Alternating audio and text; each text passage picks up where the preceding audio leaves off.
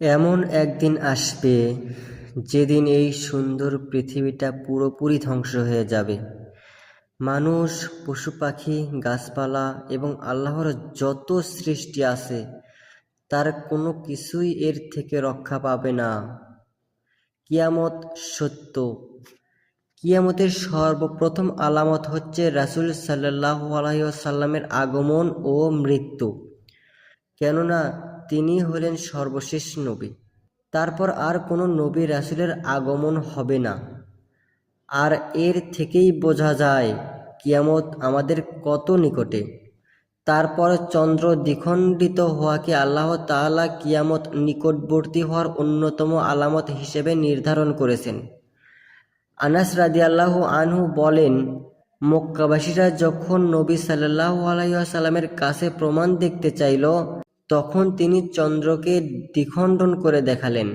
অর্থাৎ আজ থেকে 1400 বছর আগেই কিয়ামতের এই নিদর্শনটাও প্রকাশ পেয়েছে। কিয়ামতের আগে মানুষের ধন সম্পদ বৃদ্ধি পাবে। ফকির মিসকিন খুঁজে পাওয়া যাবে না। সদকা ও জাকাতের টাকা নিয়ে খোঁজাখুঁজি করেও দেওয়ার মতো কোনো লোক পাওয়া যাবে না। বিভিন্ন ফিতনার সৃষ্টি হবে। ভণ্ড মিথ্যুক নবীদের আগমন ঘটবে। জেনা ব্যভিচার বেড়ে যাবে। উঁচু দালান কোঠা নির্মাণে প্রতিযোগিতা হবে। সময় দ্রুত চলে যাবে। মুসলমানেরা শিরকে লিপ্ত হবে। ঘন ঘন বাজারের সৃষ্টি হবে। আমানতের খিয়ানত হবে। গান বাজনা এবং গায়িকার সংখ্যা বেড়ে যাবে। মদ্যপান হালাল মনে করবে। মসজিদ নিয়ে লোকেরা গর্ব করবে। আত্মীয়তার সম্পর্ক ছিন্ন করবে। লোকেরা কালো রং দিয়ে চুল দাড়ি রাঙাবে। কৃপণতা বৃদ্ধি পাবে। ব্যবসা বাণিজ্য ছড়িয়ে পড়বে। ভূমিকম্প বৃদ্ধি পাবে। পরিচিত লোকদেরকেই কেবল সালাম দেওয়া হবে। বেপরদা নারীর সংখ্যা বৃদ্ধি পাবে। মিথ্যা কথা বলার প্রচলন বৃদ্ধি পাবে। মিথ্যা সাক্ষ্য দেওয়ার প্রচলন ঘটবে। মহিলার সংখ্যা বৃদ্ধি পাবে এবং পুরুষের সংখ্যা কমে যাবে। হঠাৎ মৃত্যুবরণকারীর সংখ্যা বৃদ্ধি পাবে। আরব উপদ্বীপ নদ নদী এবং গাছপালায় পরিপূর্ণ হয়ে যাবে। প্রচুর বৃষ্টিপাত হবে। ফসল হবে না। ফুরাত নদী থেকে স্বর্ণের পাহাড় বের হবে। জড় পদার্থ এবং হিংস্র পশু মানুষের সাথে কথা বলবে। ফিতনায় পতিত হয়ে মানুষ মৃত্যু কামনা করবে। ইমাম মাহাদির আগমন ঘটবে। তিনি আগমন করে এই উম্মতের দায়িত্বভার গ্রহণ করবেন। ইসলাম ধর্মকে সংস্কার করবেন এবং ইসলামী শরিয়াতের মাধ্যমে বিচার ফয়সালা করবেন। তখন ফল ফলাদিতে প্রচুর বরকত হবে। মানুষের ধন সম্পদ বৃদ্ধি পাবে। ইসলাম বিজয়ী হবে। ইসলামের শত্রুরা পরাজিত হবে। কিয়ামত নিকটবর্তী হওয়ার আরও একটি বড় আলামত হবে দাজ্জাল। মানবজাতির জন্য দাজ্জালের চেয়ে অধিক বড় বিপদ আর নেই। আল্লাহ দাজ্জালকে এত শক্তি দিবেন, একমাত্র মুমিন ব্যক্তি ছাড়া কেউই দাজ্জালের ফিতনার হাত থেকে বাঁচতে পারবে না। সামান্য সংখ্যক মুমিন দাজ্জালের ফিতনা হতে রেহাই পেলেও সমগ্র দুনিয়ায় তার ফিতনা ছড়িয়ে পড়বে। ঠিক সেই সময় দামেস্ক শহরের পূর্ব প্রান্তে অবস্থিত এক মসজিদের সাদা মিনারের উপর ঈসা আলাইহিসসালাম অবতরণ করবেন। তারপর তিনি দাজ্জালের সাথে যুদ্ধ করে দাজ্জালকে পরাজিত করবেন। তারপর আবার দুনিয়াতে ইয়াজুজ মাজুজ ছড়িয়ে পড়বে। এটি কিয়ামতের আরও একটি বড় আলামত। অবশেষে ঈসা আলাইহিসসালাম তাদের সাথে কঠিন যুদ্ধে জড়িয়ে পড়বেন এবং অবশেষে তাদের ধ্বংস করবেন। এরপর ঈসা আলাইহিসসালাম শান্তিপূর্ণ অবস্থা প্রতিষ্ঠিত করে মৃত্যুবরণ করবেন। কিয়ামতের আগে আরও কিছু প্রাকৃতিক নিদর্শন দেখা যাবে। সূর্য পশ্চিম দিকে উঠবে। কিয়ামতের আগে সর্বশেষ আলামত হবে ইয়েমেন অঞ্চল থেকে এক প্রকাণ্ড আগুন বের হবে, যা ছড়িয়ে পড়বে পৃথিবী জুড়ে।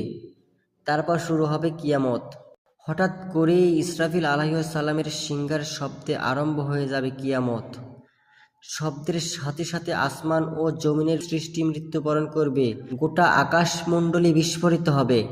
পাহাড় পর্বত ধসে পড়বে। সমুদ্রগুলো প্রজ্বলিত হবে। মহাবিশ্ব সম্পূর্ণরূপে ধ্বংস হয়ে যাবে। এরপর আল্লাহ তার 4 জন অবশিষ্ট ফেরেশতাকে হাজির করবেন।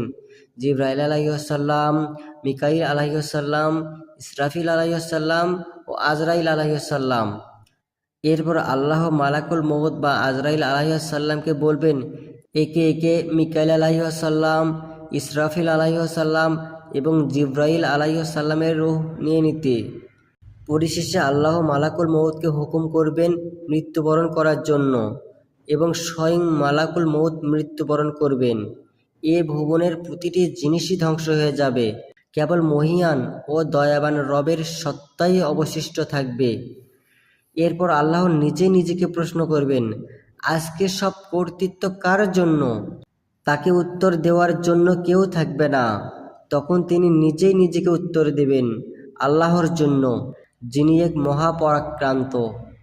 তারপর আল্লাহ বিচার দিবসের জন্য পৃথিবীকে এক প্রকাণ্ড সমতল ভূমিতে পরিণত করবেন, যদিও সেই ভূমি হবে বিরাট। বিচার দিবসের দিন সেখানে জড়ো হবে সময়ের শুরু থেকে শেষ পর্যন্ত জন্ম নেওয়া প্রতিটি মানুষ, জিন এবং জীবজন্তু। সেই সমতল ভূমি পরিপূর্ণ হয়ে যাবে, আর সেই ভূমিতে গেঁথে আছে হাজার বছর ধরে কবর দিয়ে আসা মরা দেহগুলোর মেরুদণ্ডের একটি ক্ষুদ্র কণা। আল্লাহ সেই ভূমিতে একটি বিশেষ বৃষ্টি পাঠিয়ে দেবেন। সেই বৃষ্টির পানি পেয়ে প্রাচীন সেই দেহগুলোর নিশ্চিহ্ন প্রায় অবশিষ্ট অংশ থেকে ধীরে ধীরে বেড়ে উঠবে এক নতুন দেহ। আবারও সিংহায় ফু দেওয়া হবে, কারণ ততক্ষণে ফেরেশতাদের আবার পুনরুজ্জীবিত করা হবে। আবারও এক প্রকাণ্ড শব্দে কেঁপে উঠবে এই নতুন পৃথিবী। এই কম্পনের সাথে সাথে আপনি বেরিয়ে আসবেন মাটি থেকে। সব কিছুই আশ্চর্যজনক লাগবে।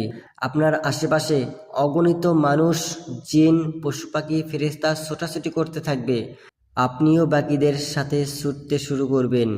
বুঝতে পারবেন বিচার দিবস শুরু হয়ে গেছে।